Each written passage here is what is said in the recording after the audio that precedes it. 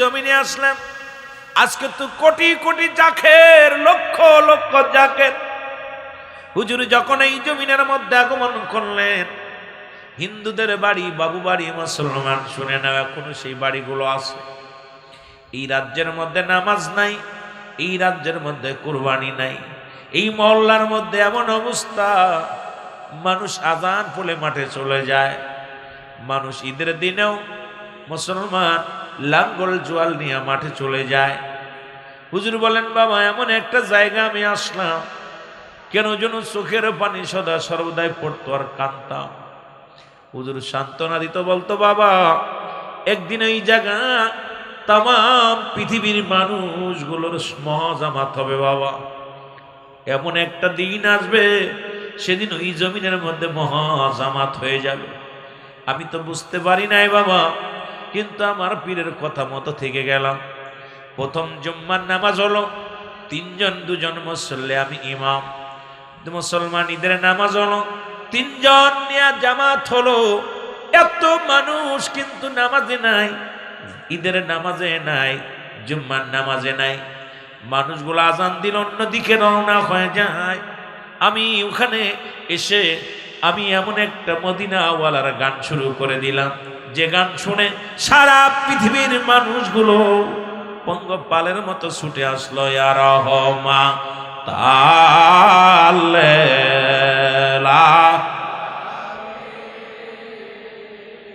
ইয়া রহমা, দেখা দাও দেখা দাও বান্দো আমারে, দেখা দাও দেখা দাও বান্দো আমারে। ওরে পরাণ ভৈরা দেখবো আমি তোমারে। আর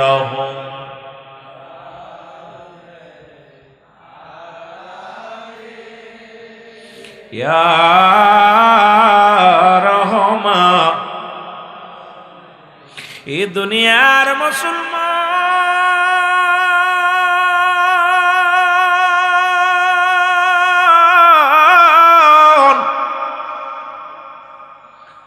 এরে আমি আসি এখানে এমন পথে, এমন আল্লাহর ডাক, এমন নবীর ডাক শুরু করলাম রে। দিন যায়, মানুষের সমাগম বাড়ে, মাস যায়, দিন যায়, বছর যায়, ধীরে ধীরে মানুষের সমাগম আসে। হঠাৎ একদিন মুসলমান শুনে নাও, একটা টেলিগ্রাফ আসে, যে কথা বলতেছিলাম, আসার পর শুনতে পাইলাম আমার মুর্শিদ আর জগতের মধ্যে নাই। বাবা এদিন আমি যখন শুনতে পাইলাম আমার পীর আমার সারিয়ারে বিদায় হয়ে গেছে, ওদিন আমি নিজের কন্ট্রোল করতে পারি নাই, ধৈর্য ধরতে পারি নাই। পৃথিবীর মধ্যে দিন আমি বড় একাকার হয়ে গেছি রে, প্রদিন আমি বড় এতিম হয়ে গেছি। আমায় কে বোঝাইয়া দিবে রে, আমায় কে শিখায়া দিবে রে, বান্ধব আমার পাগল বানাইছে। বলেন মুর্শিদ আমার, আরো জোরে বলেন মুর্শিদ আমার পাগল বানাই। আমি দেখলে বাবা নূরের মুখখানি,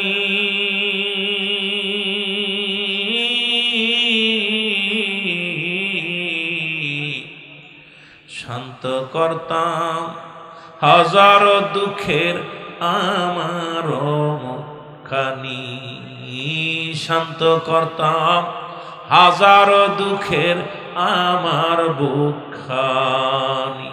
ওই চরণে দিও গো জায়গা ওই চরণে, দিও গো জায়গা মুর্শিদ জানো আমারে, বান্ধব আমার এতিম বানাইছে, বলেন মুর্শিদ আমার। এ যুবক দিলের কান্ডা লাগা শোনো গো, আমি খানা ছেড়ে দিলাম 40টা দিনও না খানে। চিন্তা করলাম বেঁচে থেকে লাভ কি, যেখানে মুর্শিদ নাই। 40টা দিন শুধু পানি খাইতাম, খানা ছেড়ে দিলাম।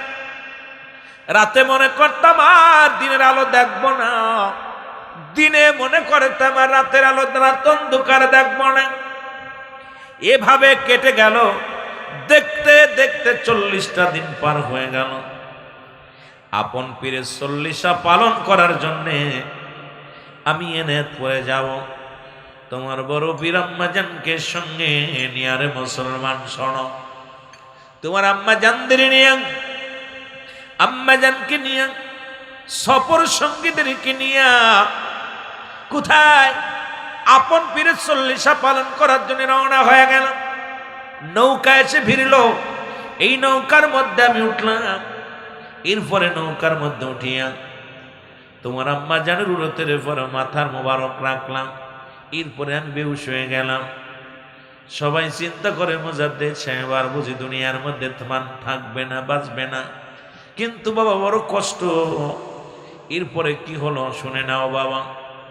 যখন নৌকা ছেড়ে দিল মাঝি, যাইতে যাইতে মাছ দরিয়ার যখন গেলাম, এর মধ্যে নৌকার মধ্যে আমার পীর কেবলা জান, তোমার দাদু পীর, আমার পীর কেবলা জান আমার নৌকার মধ্যে হাজির হয়ে গেছে।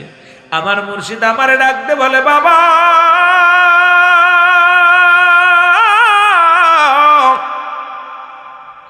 বাবা হাসমতুল্লাহ রে, ও বাবা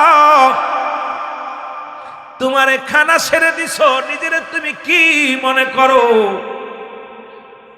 40টা দিন খানা খাও না বাবা, তুমি কি এইভাবে তোমার জীবনটাকে বিলিয়ে দিবে, জীবনটাকে শেষ করে দিবে? আমার দয়াল মুর্শিদ, ও মুসলমান দয়াল মুর্শিদ বলে, বাবা আমার মাথার মধ্যে হাত বুলাইয়া দিয়া বললেন, বাবা আমি তোমাকে হুকুম দিলাম কোটি কোটি জাকেরানদের জন্যে, কোটি কোটি আশেকদের জন্যে তোমার এই দুনিয়ার মধ্যে বাঁচতে হবে বাবা, খানা খাইতে হবে। হুজুর হুকুম দিলেন, আমি গেলাম পীরের 40টা পালন করে চলে আসলাম। এরপরে খাইতে পারি না, কারণ 40টা দিন না খাইয়া আমার দেহ মুবারক বড় কঙ্কাল হয়ে গেছে। খাইতে পারি না, খাবার আসলে মন চায় না খাদি। অল্প অল্প করে পীরের হুকুম তালিম করার জন্যে অল্প অল্প করে খেয়ে এরপরে আমি সুস্থ হয়ে উঠলাম। বাবা একমাত্র আপনাদের জন্যে, আমার পিসা আমার পীরের হুকুমে শুধু আপনাদের জন্যে বাবা আমার পীর হুকুম দিলেন, বাবা লক্ষ লক্ষ কোটি কোটি মুরিদানদের জন্যে তোমাকে এই দুনিয়ার মধ্যে বাঁচতে হবে বাবা, খানা খাইতে হবে। সেদিন শুধু আমার পীর হুকুম তালিম করার জন্যে আমি দুনিয়ার মধ্যে খানা ধরেছিলাম, নয়তো আমি আমার পীরকে হারায়া জীবনে মনে বলছিল না আমি বেঁচে থাকবো। কারণ মুর্শিদের চরণ অমূল্য রতন, আমি হারায়া কি নিয়ে বাঁচবো? আজকে আমরা 25টা বছর আমার আপন পীরকে হারাইছি। ও যুবক, এ মাদারীপুরের আশিক ভাইয়েরা শোনো, 40টা বছর এমন পীরকে হারায়া ফেললাম, যে পীর এই দুনিয়ার মধ্যে মহাবান্ধব, যিনি এই দুনিয়ার মধ্যে এসেছে ইয়া রব্বি হাবলি মুরিদি, ইয়া রব্বি হাবলি মুরিদি, মুরিদি বলে কেঁদে কেঁদে বুক বাসাইছে। সেই দয়াল মুর্শিদের মহাপবিত্র শরীফ 2026 জানুয়ারির মাসের মাঝামাঝি অনুষ্ঠিত হবে। এ মুসলমান, সেই মিশন নিয়ে, সেই ভিশন নিয়ে, সেই ওরস শরীফের প্রস্তুতি আলোচনা নিয়ে আমরা আপনাদের মাঝে হাজির হয়েছি। আজকে আলোচনাটা মুখ্য বিষয় না, মুখ্য বিষয় হলো আপন পীরের দরবারে হাজিরা দেওয়ার আমাদের সবার মন থাকা লাগবে। জোরে বলেন ঠিক কিনা, আরো জোরে বলেন ঠিক কিনা।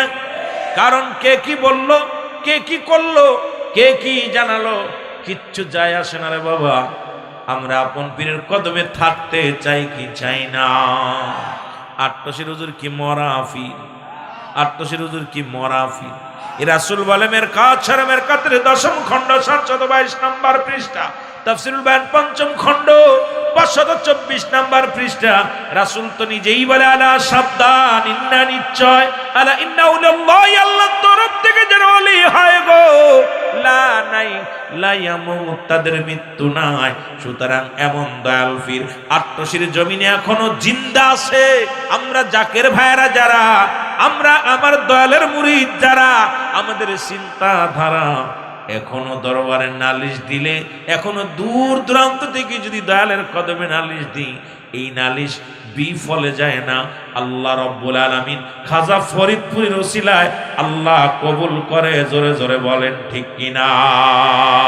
আর সে জামানার আউলিয়া তুমি, সে জামানার, একটু সাউন্ড বাড়ান ভাই। আউলিয়া কোন শিরোমণি বাবা মাওলানা, বলেন আউলিয়া কোন শিরোমণি বাবা মাওলানা। ওরে জাকেরানদের দৌরদি বাবা, জাকেরানদের দৌরদি বাজান, হয় না তোমার তুলনা বাবা, হয় না তোমার তুলনা বাবা মাওলানা। বলো সে জামানার আউলিয়া তুমি, সে জামানার আউলিয়া, আউলিয়া কুল শিরোমণি বাবা মাওলানা। বলো সে জামানার, বলেন না, সে জামানার আউলিয়া তুমি বাবা মাওলানা। আল্লাহুম্মা, একটু মহব্বতে বলেন না, মহব্বতে।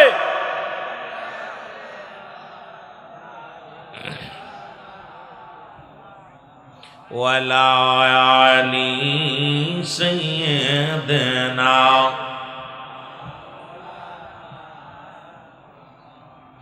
এ মুসলমান, কয়েকটা কথা আমি বলি, একটু লক্ষ্য করবেন গো। যেহেতু তরিকাতের কয়েকটা কথা, হুজুরের কয়েকটা বাণী আমি শুনাইলাম, এরপরে মুফতি সাহেব আলোচনা করবে কিতাবাদি দিয়া। কথাগুলো লক্ষ্য করবেন বাবা। পুরন ঢাকায় বাস করতেন কাল্লু নামে একজন ব্যক্তি। নাম কি? জোরে বলেন, নাম কি? কাল্লু। ওনার বাড়ি পুরন ঢাকায়। আর ওই জমিনের ভিতরে একজন বাস করতেন পুরন ঢাকার মধ্যে, নাম হলো আব্দুল মান্নান। নাম কি? জোরে বলেন, নাম কি? আব্দুল মান্নান। এরে আব্দুল মান্নান ব্যবসা করতো দুনিয়ার মধ্যে 1 নাম্বার মদের ব্যবসা গো। মদের ব্যবসা, জুয়ার ব্যবসা, নারীর ব্যবসা, পৃথিবীর মধ্যে যত নষ্ট সব দিকে রে সেই ব্যবসাগুলো উনি করতেন। আর কাল্লু ভাইয়ের পুরন ঢাকার মধ্যে একটা দোকান ছিল, 4 দোকানদার। কালু ভাই ছিল আমার পীর কেবলা জানের মুরিদ। মারহাবা বলেন। কার মুরিদ ছিল? আমি আপনাদের আজকে মাদারীপুর ভাইদেরকে একটু বলে যাই, শোনো। কেবলা জান হুজুরের মুরিদ কালু সারাদিন চা ব্যস্ত, পান ব্যস্ত, চা ব্যস্ত, সিগারেট ব্যস্ত। আর ওই সন্ধ্যার আগ দিয়ে মাঝে মাঝে আব্দুল মান্নান দোকানে এসে আড্ডা মারত। মা কালু ভাই বলতো, মান্নান রে, দুনিয়ার কত ব্যবসা করবি? পতিতার ব্যবসা করো, মদের ব্যবসা করো, দুনিয়ার মধ্যে কত অন্যায়, কত উপার্জন করো। চলো যাই একবার আট্টশির জমিনে, ফরিদপুরের জমিনে এক মহান বান্ধব, মহান পীর আছে, যার কদমে একটু তোমাকে নিয়ে যেতে পারলে বুঝতে কেমন কদমে যায়। চলো যাই, আট্টশির জমিনে যাই। কালু ভাই বলে, আট্টশির কথা বলার পর মান্নান কয়, কিসের পীর, কিসের দরবার, এগুলা আমার কিচ্ছু ভালো লাগে না। প্রতিনিয়ত উনি আসলেই বুঝায়, আগের জাকের ভাইরা যারা পুরন জাকের ছিল তাদের সঙ্গে কারো দেখা হলেই এই দাওয়াত দিত, ভাই আমি আট্টশির মুরিদ, আপনি কি যাবেননি? ঠিক কিনা? যাবেননি ভাই? আট্টশি তরস শরীফ, আট্টশিতে ফাতেহা শরীফ, আট্টশিতে অনুষ্ঠান, দাওয়াতগুলো দিত। কাল্লু ভাই একই দাওয়াত দিতেন আব্দুল মান্নান রে। মান্নান ভাই তো রাজিও হয় না, আসেও না। হঠাৎ একদিন রাত্রেবেলা ঈশান নামাজের পর কালুর দোকানে হাজির হয়ে গেছে মান্নান। এসে ডাকতে বলে, আব্দুল মান্নান ডাকতে বলে, কালু শোনো গো, আমি নিয়ত করেছি চলো আগামী কাল তোমার পীরের দরবারে যাই। কালু মনে মনে বড় খুশি হইলেন, এই সন্তারাস আট্টশির দরবারে যাবে। এই না বদমাইশ লোকটা যদি আট্টশি যায় আর যদি ফিরাইতে পারি, এ দেখা দেখি আরো কত মানুষ আট্টশি আসবে। বলে কালু ভাই ডাকতে বলে, মান্নান রে, আমি অত্যন্ত খুশি তুমি আগামীকাল আট্টশি যাবা, আমি তোমারে নিয়ে যাব। মান্নান কা, আমার একটা কথা আছে শোনো। কথাটা হলো আমি আট্টশি যাব, তবে তোমার পীর যদি কামেল হয় রে, আমি একটা জিনিসের জন্য যাইব, সেই জিনিসটা যদি তোমার পীর আমার দিতে পারে তাহলে আট্টশিতে যাব আমি। তাই কি জিনিস? আমি একটা মেয়েকে ভালোবাসতাম, এক সুন্দরী মেয়েকে। এই মেয়েটা আমার টাকা পয়সা নিয়ে দুনিয়ার মধ্যে পালাইছে, এখন আমি মেয়ের জন্য পাগল। এই মেয়েটারে না পাইলে আমি পাগল হয়ে যাব। এই মেয়েটার জন্য ঘুমাইতে পারি না, খাইতে পারি না রে। ও ভাই কাল্লু, তোর পীর যদি এই মেয়েটাকে এনে দিতে পারে তাহলে তোর পীরের দরবারে যাব। তোর পীর যদি এনে দিতে পারে মেয়েটাকে, আমি কথা দিলাম রে, তোর পীর কামেল আমি বসবো, তাছাড়া বসবো না। জোরে জোরে চিল্লায় বলা যাবে না আল্লাহু আকবার। কত বড় বদ! আট্টশি যাব, মেয়ে হাসিল করে দিতে হইব। কথা বলছেন? আরে আমি তো, আপনি তো সবাই জাদ্দার স্বার্থের জন্য গেছি। আট্টশি হুজুর আপনার ডাকতে আইছে, আপনার পেটে ব্যথা, আপনার গ্যাস, আপনার ছেলে মেয়ের বিয়ে হয় না, আপনি অভাবে আছেন, সব আট্টশি যায় হুজুর নালি হুজুরের কাছে দায় হুজুর আমার এটার জন্য। হুজুর তো আপনার বাড়ি আসে নাই। বাংলাদেশে কত পীর বাড়ি বাড়ি ঘোরে, গ্রামে গ্রামে ঘোরে, আমার পীর তো কোনোদিন মাদারীপুর আসে নাই। আইসেনি? কথা কন না কেন? আইসে? আমরা গেছি পীরের দরবারে। আপনি তো যাইয়া যদি দুর্নাম দেন, আপনার মতো কপাল পুরা পৃথিবীতে আর কেউ নাই। হুজুর ডাইকা নিছে, হুজুর ডাইকা নেই নাই, তোর কপাল খারাপ, গিয়েছস তোর ইচ্ছায়, হুজুরের বায়াত হইছস, আর এইবার হুজুরের নামে কমপ্লেন দিয়া, দরবারের নামে কমপ্লেন দিয়া বাঁকতে চাস, তোর কপাল পড়বি। এই মনে এমন অবস্থা হবি, তখন নিজের পায়খানা নিজে পায়খানা করে খাবি। কথা বুঝেননি? কত দেখলাম আমার জীবনে, কয়েকটা দেখছি যে আমার পীরের সাথে দাবি করে কেউ টিকতে পারে নাই। কারণ আমার পীর যাদের জন্য একটু বাঁকা নজরে তাকাইছে, খোদার কসম, আমি তো বিশ্ব জাকের মঞ্জিল ক্লাস 1 থেকে, কারণ এই দরবারে ছোট্ট থেকে লালন পালন হয়েছে, এই দরবারে লেখাপড়া করেছে। কত মুফতি, কত মুহাদ্দিস, কত নেতারে দেখলাম আইলো গেল। কথা বুঝছেননি? আমার পীর একটা কথা বলতো না যে, বাবা হাতি যখন রাস্তা দিয়ে হেঁটে যায়, কত কুত্তায় কি করে? ঘাও ঘাও করে। ঠিক কি না? কিসে ঘাও ঘাও করে? হাতির কি চলার গতি বন্ধ হয়? জোরে বলেন, বন্ধ হয়? তার আট্টশির হুজুরের গতি বন্ধ করার জন্য তোমার মতো মৌলবী, আমার মতো মুন্সি কত না ধরছে। এখন পীর বলছে, পীর সাহেব উনি নিজে বলছে যে আট্টশির পীর যদি ঘর থেকে বাইর হতে পারে, আমি আমার দলবল নিয়ে আট্টশি বায়াত গ্রহণ করব। খুদার কসম, খুদার কসম, আমার পীর শেষ নিঃশ্বাস ত্যাগ করছে বনানী পাক দরবার শরীফে। সেই পীর সাহেব মারা গেছে, তার মুরিদের অবস্থা কি হবে আর তার অবস্থা কি হবে এখন চিন্তা করি মনে মনে। কথা কন না কেন? কথা কি বোঝেন? আমার কথা বোঝেন? এই পীর সাহেব তো উচ্চ কণ্ঠে বলেছিল, যদি আট্টশির হুজুর ঘর থেকে বাইর হতে পারে, আমি আমার দলবল নিয়ে আট্টশি মুরিদ হব। কথা বুঝেননি? সুতরাং মুসলমান গভীর মনোযোগ। আব্দুল মান্নান দরবার শরীফে, তাও আমার কাল্লু ভাই বললেন চলো মান্নান যাই। হুজুরের কদমের মধ্যে আসলেন। হুজুর মান্নানকে দেখে, কালুকে দেখে হুজুর বললেন, বাবা বাবা কাল্লু, সাথে কারে আনছো বলো? হুজুর বিশিষ্ট একজন ব্যবসায়ী বাবা, ঢাকা, পুরন ঢাকার মধ্যে, পুরন ঢাকার একজন বিশিষ্ট ব্যবসায়ী। হুজুর বললেন, বাবা কি কেন আনছেন বলো? হুজুর, হুজুর কেন আনছেন বলো? হুজুর ওই লোকটাই একটা মেয়েকে ভালোবাসতো সব কিছু নিয়ে, উনি চলে গেছে, এখন মেয়ের প্রেমে পাগল, মেয়ের জন্য বড় আশিক হয়ে গেছে। হুজুর দয়া করে যদি তার এনে দিতে পারেন তাহলে আপনার কদমে উনি আসবে। হুজুর চোখ দুটা বন্ধ করে বললেন, বাবা দাঁড়ান। এবার বললেন, বাবা কালু, মান্না আব্দুল মান্নান যে মেয়েকে ভালোবাসে সে মেয়ের তো চরিত্র ভালো না, সেই মেয়ের তো ভালো না বাবা, লুবি মেয়ে। কয় হুজুর লুবি হোক কাজদায়ক, আমাকে এনে দিতে হবে। হুজুর বললেন, বাবা ওই মেয়েটাকে যদি আপনার সখী না আসে আর যদি হৃদয়ের ভিতরে না ভাসে তাহলে কি ভুলে যাবেন? বললেন, জি বাবা, ওর স্মৃতি যদি না বাসে, যদি চেহারা মনে না আসে ভুলে যাব। কেবলা জানো হুজুর শাহাদত আঙ্গুল মুবারক দিয়া চোখের সামনে দিয়ে একটা টান দিলেন, সঙ্গে সঙ্গে ও মুসলমান আব্দুল মান্নানের ওই হৃদয় থেকে, চোখ থেকে, ধ্যান থেকে মহিলার ধ্যান চলে গেছে। জোরে জোরে চিল্লায়া বলা যাবে না মারহাবা। 2 মিনিটের ভিতরে শেষ করব, কথা বলবে আমার বাবারা।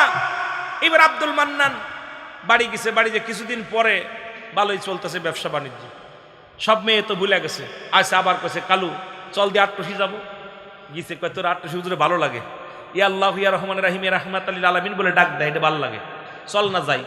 আটটসি আইছে হুজুরের কাছে এসে বলে, হুজুর আপনার তো সব কিছু ভালো লাগে, সব কিছু বলে। হুজুর বলছে, বাবা বায়াত তরিকা নিবেন? কয় হুজুর তরিকা নিবে, একটা শর্ত আছে।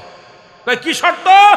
কয় হুজুর আমার তরিকা নিতে মন চাচ্ছে, কিন্তু আমার একটা বদ অভ্যাস আছে, মদের ব্যবসা করি আর মদ খাই, যদি আমার মদ খা বন্ধ না করেন তাহলে আমি তরিকা নিব। কথা বুঝেননি? হুজুর বলছে, বাবা হ আপনাকে বায়াত গ্রহণ করাবো, মদ আপনার খাওয়া ছাড়া লাগবে না, মদ ছাড়া লাগবে না, আপনি বায়াত গ্রহণ করেন। কয় হুজুর আমি রাজি। রাজি হয়েছে। এবার কয় বাবা আমার একটা শর্ত আছে, শর্তটা হলো আপনি মদ পান করবেন কিন্তু আপনার পীরের সামনে খাবেন না। মারহাবা বলেন না, তাড়াতাড়ি দ্রুত। মদ পান করবেন কিন্তু পীরের সামনে খাবেন না। কইছে হুজুর রাজি। মান্নান তো জানেন আটটসি হুজুর খালি আটটসি থাকে, আটটসি হুজুর যে সারা বিশ্ব করে এই জ্ঞান আব্দুল মান্নানের নাই। জোরে বলেন ঠিক কিনা, আরো জোরে বলেন ঠিক কিনা। এবার আব্দুল মান্নান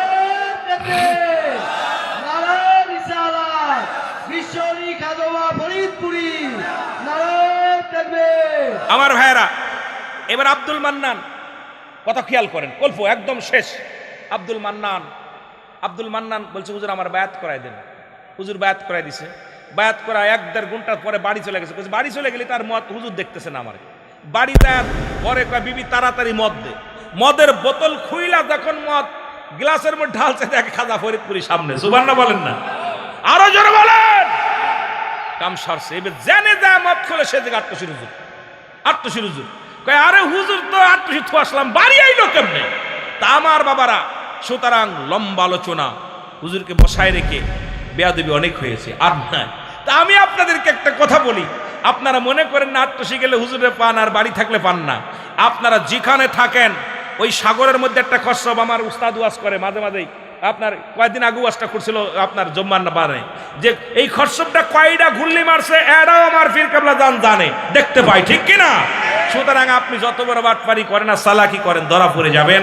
সুতরাং চালাকি করেন না।